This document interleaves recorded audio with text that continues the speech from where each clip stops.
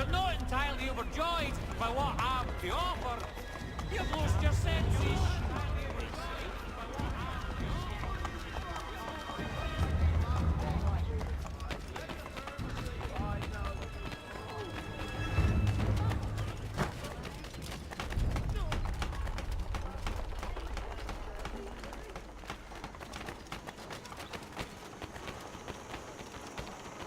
Careful. The place is well guarded. What? Where? We need to slip past them.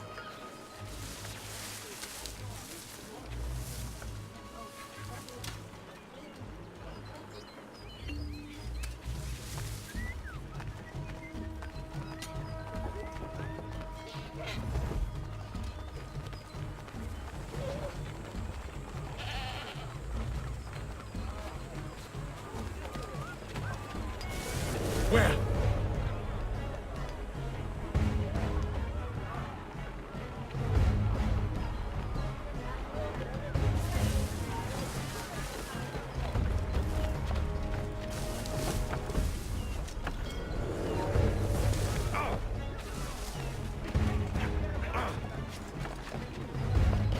Let's go.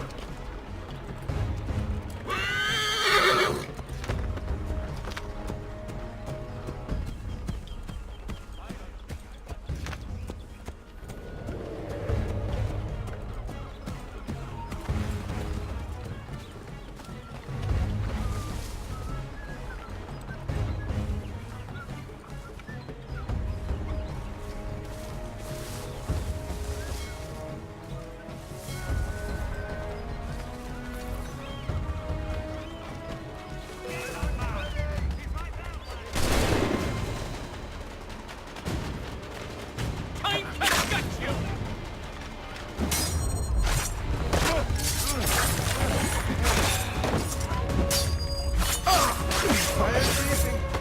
Please do not.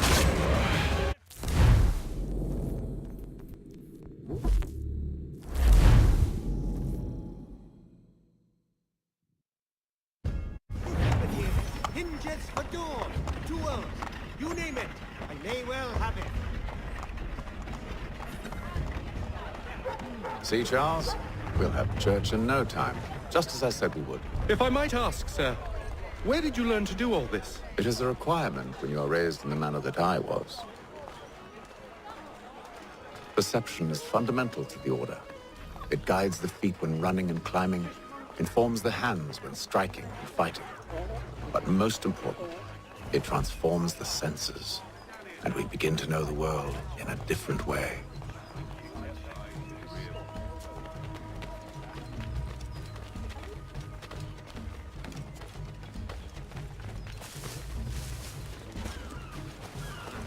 Careful. The place is well guarded. We need to slip past them. Are you flustered? Hear ye! Shots fired in anger because of the Pennsylvania.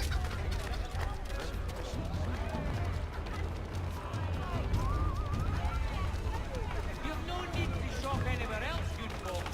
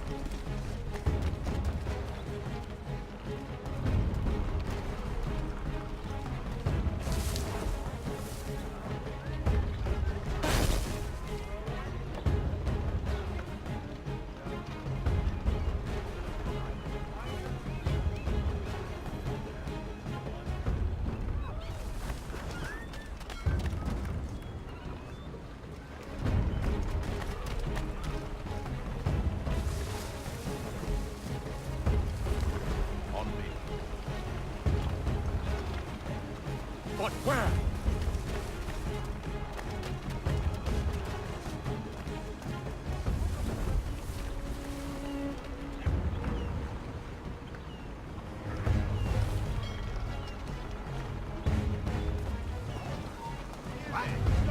Intruder! Take him! Locked. I'll have to find the key. Wait here.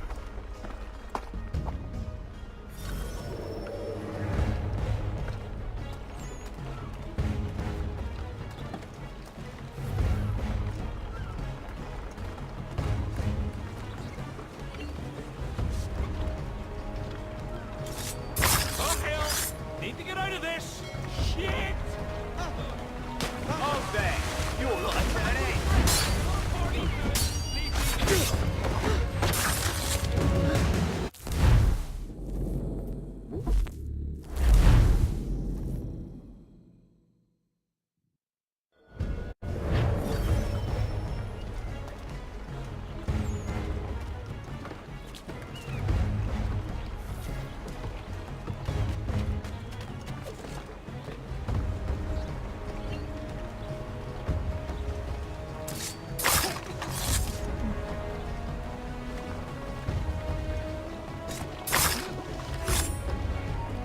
Stop there! I'll strike you!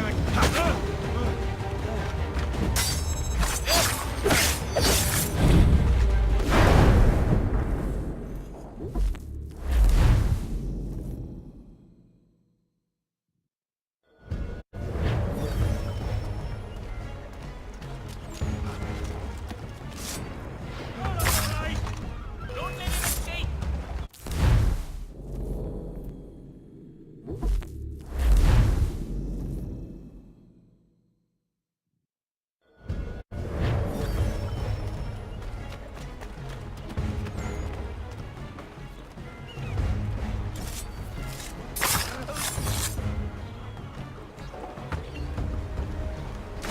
Hold on!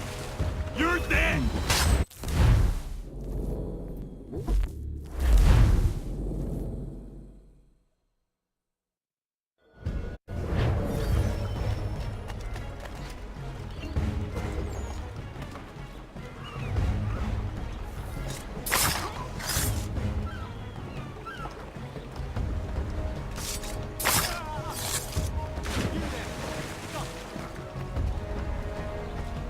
You won't lose us that easily. You come back here. Oh, let's have a word. All of your life!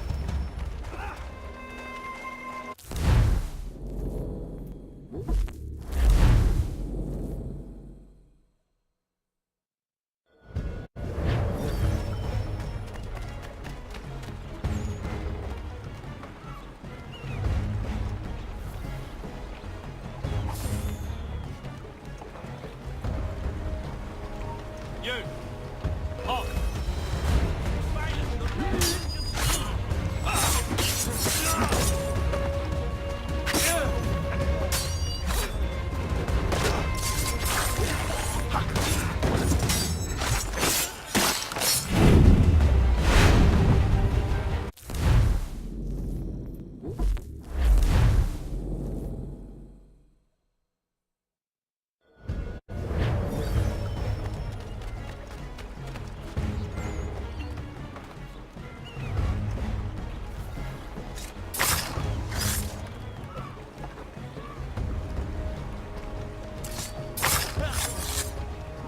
Stop it, Philip!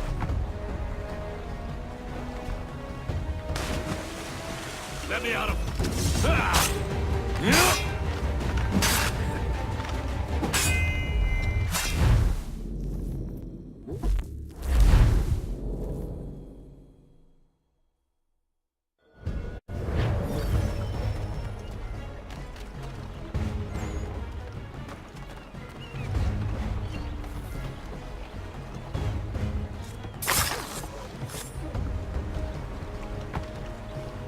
He's as good as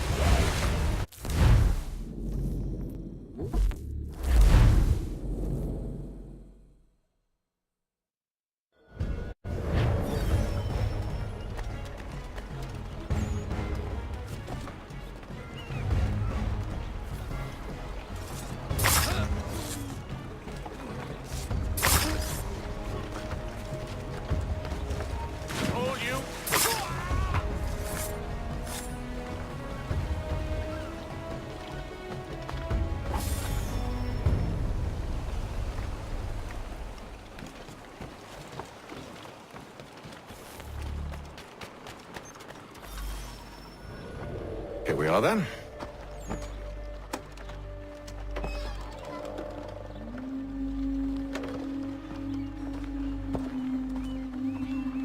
Why must you always make these things so difficult, Benjamin? Merely provide me with recompense, and all shall be forgiven. I'll not pay for protection I don't need. Clearly, you do require protection. Else we wouldn't be here. How very gauche. Now, what shall we do about our guest? Maybe I'll take his hands. Put an end to his surgery. Maybe I'll take his tongue. Put an end to his waggling. Or maybe I'll take his cock. Put an end to his fucking us. So many options. I can't possibly decide. Take all three. No, hold a moment. Perhaps I was hasty in refusing you earlier. I'm so very sorry, Benjamin.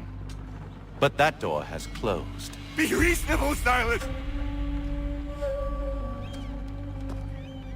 I rather think I was. But you took advantage of my generosity. I won't be made a fool a second time.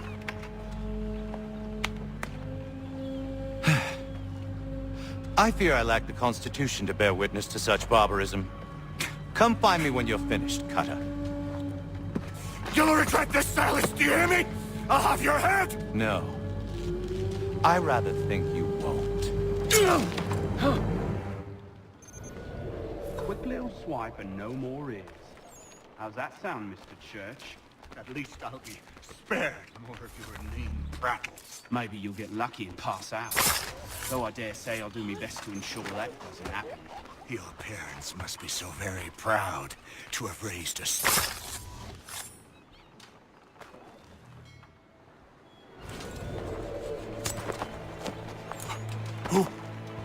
Who are you? Hatham Kenway, at your service. I don't understand. Why are you here? Walk with me, Mr. Church, and all will be explained.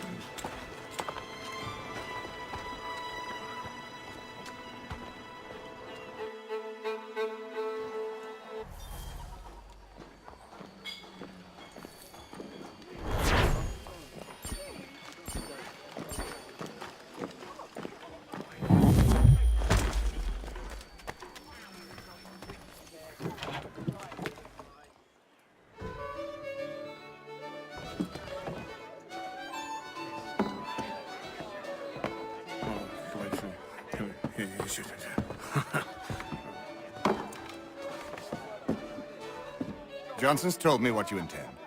As it happens, the man who held me is the same one that you seek. His name is Silas Thatcher. That fancy lad is our slaver? Don't let his velvet tongue deceive you. A crueler and more vicious creature I've never known. What can you tell me of his operation? He hosts at least 100 men, more than half of whom are redcoats. All this for some slaves?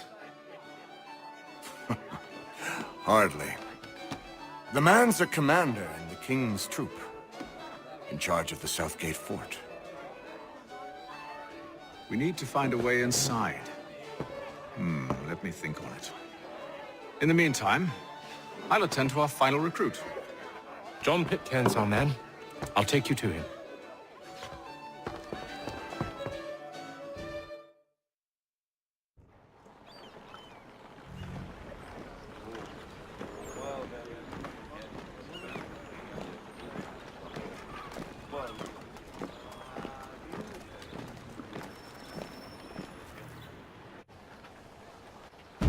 State your business.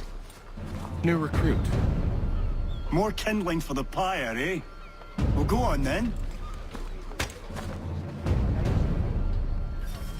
How'd you manage that? Did you forget, sir? My commission is with General Braddock. When I'm not attending to you, of course.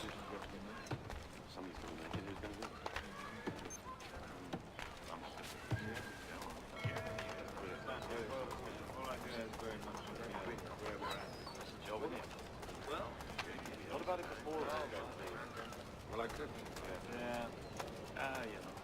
Pitcairn, you fool! Your acts are treacherous. Give me one good reason. I shouldn't kill you right now. Were you planning to announce yourself? Or did you hope my men Sir, wouldn't notice your if arrival? you'll allow me to explain. Ho ho! By all means. I should like very much to hear this. I have not deserted, sir. I am here under Commander Amherst's orders. Show me a letter bearing his seal, and you might be spared the gallows. I have no such thing. The nature of my work, sir. It's the sort of thing best not put to paper. Hatham. General Braddock? I suppose I shouldn't be surprised. Wolves often travel in packs. Master Pitcairn won't be here for but a few weeks. I shall return him to his proper post once our work is finished. The devil's work, no doubt. It's bad enough my superiors have insisted I grant you use of Charles. But they said nothing about this traitor. You'll not have him. Edward, listen to reason. We're done here. See these gentlemen out.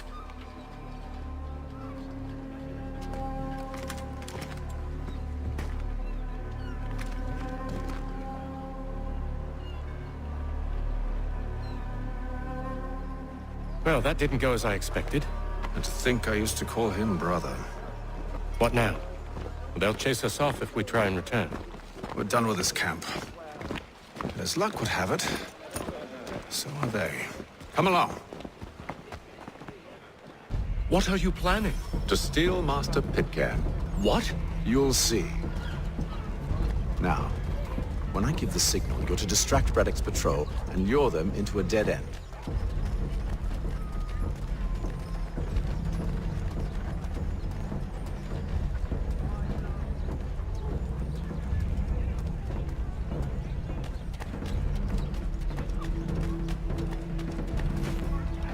For all your fishing needs, come to Captain Hornbill. Perhaps Don Marlborough. No.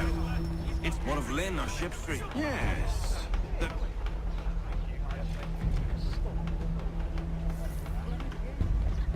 The Plough is pleased to announce the opening of its new dive zone.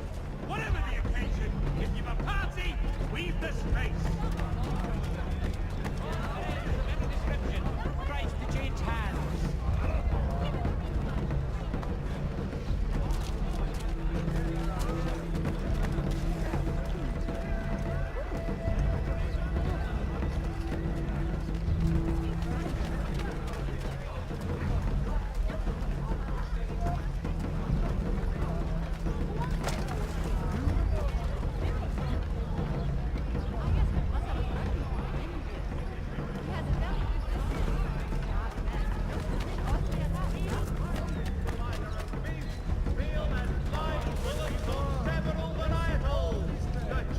Now! Discerning restaurateurs. Please know that the representative...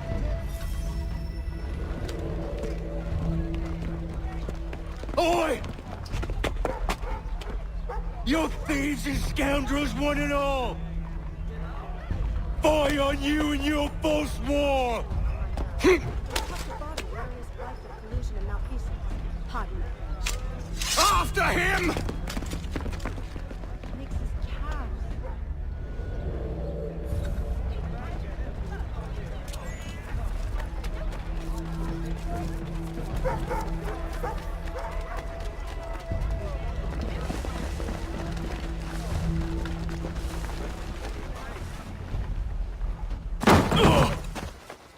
Unhand him, Edward. You again. Let us go. And John Pitcairn with us.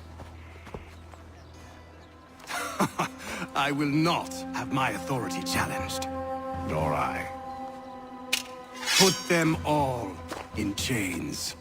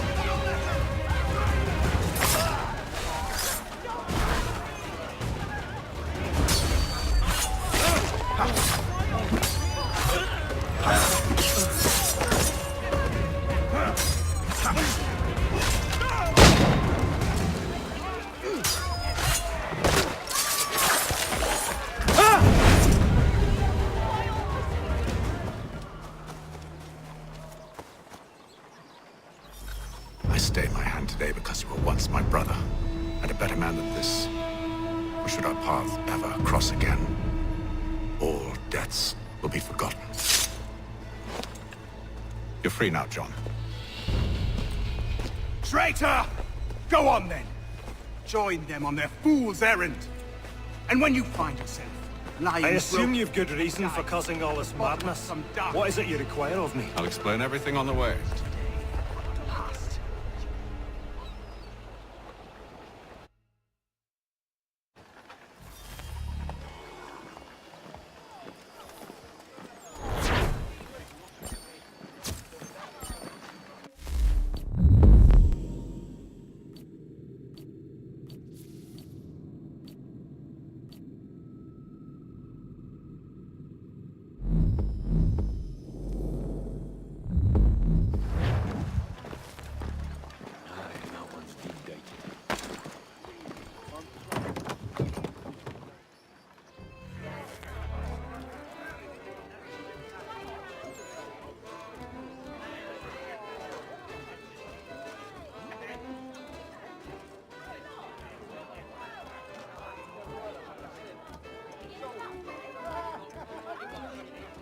If I may, I was curious about your past with Braddock. You two clearly have a history. Edward was one of us upon a time, and I considered him a close friend. He was brave and bold in ways few men are. But everything changed at the siege of Bergen-op-Zoom. We had lost the fortress to the French, and were in the midst of egress. There was a skiff hidden at the port with which we planned to make our escape. As we drew near, a young man and his family came upon us, begging for safe passage. I consented, but Edward refused. The young man called him Craven then. So Edward killed him and all the rest, even the children. To this day, I don't know why. Was this the first time he'd struck out? Or had I simply never seen it before? Either way, things were never the same after that. We campaigned together a few more times, but each outing was more disturbing than the last. He killed. Enemy or ally, civilian or soldier, guilty or innocent. It mattered not. If he perceived one to be an obstacle, they died. He maintained that violence was a more efficient solution. It became his mantra. And it broke my heart. I had no idea. He hides it well, and intimidates into silence any who discover him. Those who persist have a tendency to find misfortune. And we should stop him. I suppose you're right. But I maintain a foolish hope that he might yet be saved and brought back round to reason. I know. It's a silly thing to believe that one so drenched in death might suddenly change. I'm sorry to have brought this up. It was not my intent to sour you. Nonsense. We are brothers now. There should be no secrets between us. This business with Silas confuses me. If Britain stands any chance of pushing back the French, they must ally with the natives, not enslave them. Silas is loyal only to his purse. That his actions harm the crown is irrelevant. So long as there are buyers for his product, he'll continue to procure it. All the more reason to stop him, then. My days are spent in Congress with the locals, attempting to convince them that we're the ones they should trust. That the French are merely using them as tools, to be abandoned once they've won. Your words must lose their strength when held against the reality of Silas' actions. I've tried to explain that he does not represent us. But he wears the red coat. He commands a fort. I must appear to them either a liar or a fool. Likely both. Take heart, brother. When we deliver them his head, they'll know your words were true. So, a question for you. Why medicine? I'm supposed to tell you I care for my fellow man, right? But I chose this path because it allows me to accomplish a greater good. Are these things not true? Perhaps, but that's not what guided me. For me, it was a less abstract thing. I like money. There are other paths to fortune. But what better ware to peddle than life? Nothing else is as precious nor so desperately craved. And no price is too great for the man or woman who fears an abrupt and permanent end. Your words are cruel, Benjamin. But true as well. You took an oath to help people, did you not? I abide the oath, which makes no mention of price. I merely require compensation, fair compensation, for my services. And if they lack the required funds? Then there are others who will serve them. Does a baker grant free bread to a beggar? Does the tailor offer a dress to the woman who cannot afford to pay? No. Why should I? You said it yourself. Nothing is more precious than life. Indeed. All the more reason one should ensure they have the means to preserve it.